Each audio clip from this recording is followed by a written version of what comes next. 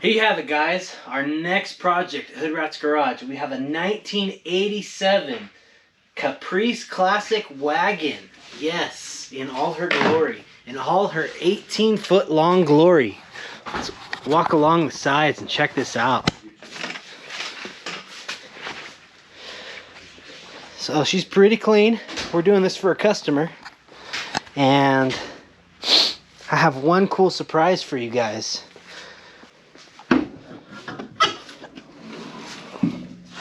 Yep, you guessed it. She's got an LS hanging out in her. Needs a little bit of work to get it all up and running, but we're gonna make that happen.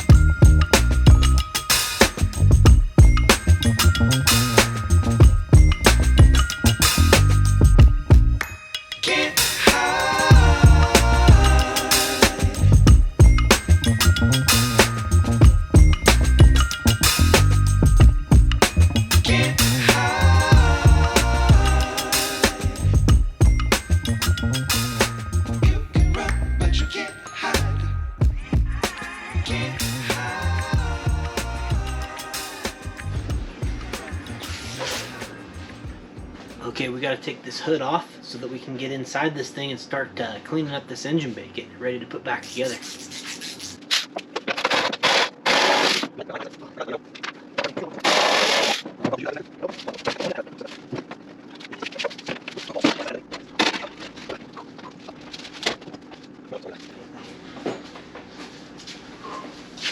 Jeez, that bay is big. I mean, look at the size of that motor. And then there's room around it.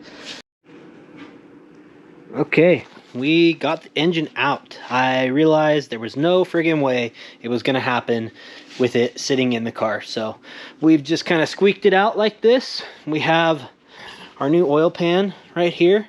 Low profile. Should help us clear this whole area down in here. Now what I'm doing is just, you can see there's a large amount of dirt on here because it was left without its oil pan on. It kind of makes me a little nervous, but I'm gonna use a whole ton of brake clean and get this thing as clean as I can.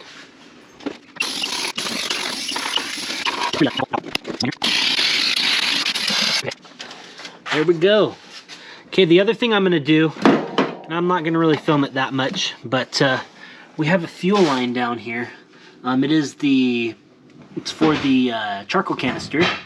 I'll put an arrow to it, and we're going to remove that guy from about up there over to here. Actually, we're going to get rid of the whole thing all the way to there because it's no longer needed. I want to kind of clean that side up over here because I think we're going to run our two fuel lines, our AN fittings run through there, and I want to keep this as clean as I can.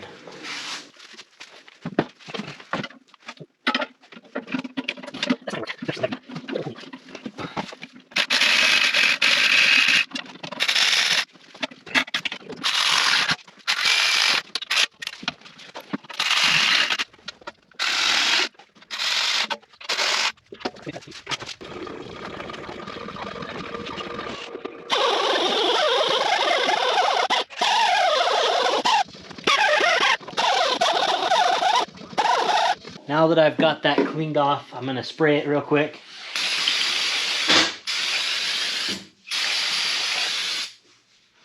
And now it is ready to receive the new headers that we've got. I'll give you guys a peek of those before we actually put them in the car.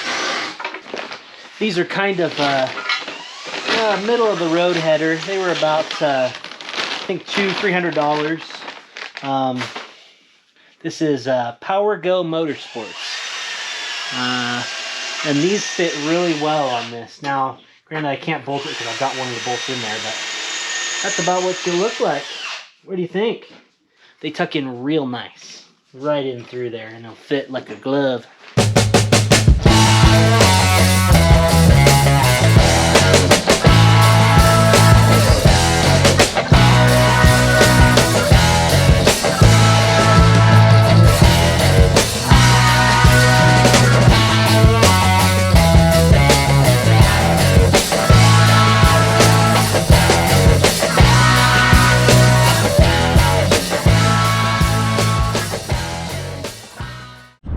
Okay guys, it's another day here on the Caprice Classic build, and we are at one of my favorite places on earth.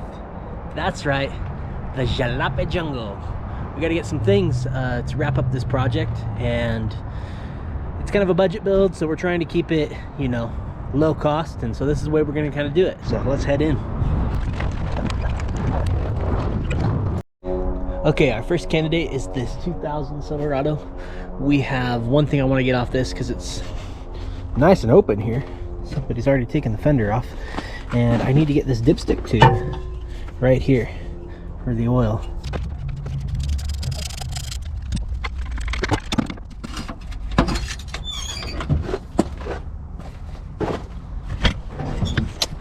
And just like that, we got our oil dipstick tube. Oh, my heart. My heart. Look at this thing. It's straight. It's not rusted through. It's got all the parts to the engine in the back. Oh, a decent amount of them. Look at this thing. Guys, I mean, seriously. Come on. I would have given you $300 for this thing. Oh, and guess what? As soon as it comes in here, you can't get the freaking title anymore. I've asked them tons of times. They have a lot of cool old cars at this one. And here's another one that breaks my heart. My mom learned to drive in one of these. My heart. Old Volvo 544. What is up with people? Come on! Look at this! Okay, we're on to our next victim. It is an 04 Yukon. This one, I'm going to grab the transmission cooler lines, or attempt to. Gotta move all this crap out of the way. And I also need, up in here, need the starter bolts. I have a starter, but no bolts. So that's mostly what I'm gonna pick from this. Yeah, let's get rolling.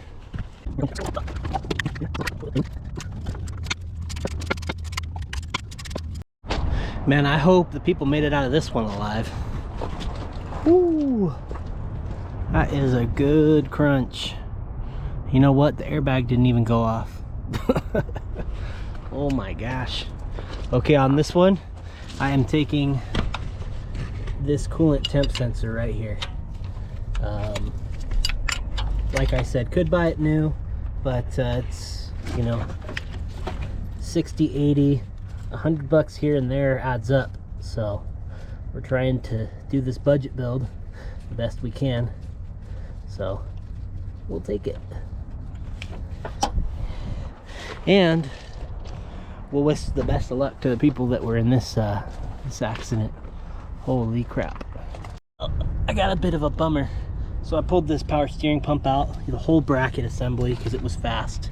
And this guy has what looks like a variable speed kind of input on it, actuator that controls it. So can't use this one, that blows. Gonna have to find another one that's easy to get to, but I'll keep this cap because I can't find caps on a lot of them. So.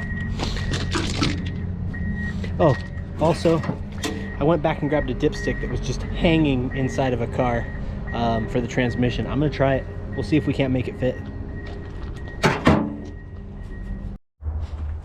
Okay guys, last but not least, we are here on a Cadillac. Yes, what do we got here? A 1990 Cadillac Braham. Yeah, well, we need some shift linkage off this thing, so let's crawl under it and see what we got. So The reason I'm getting it from this is because this is a B-body Chevy, and we have a B-body Chevy.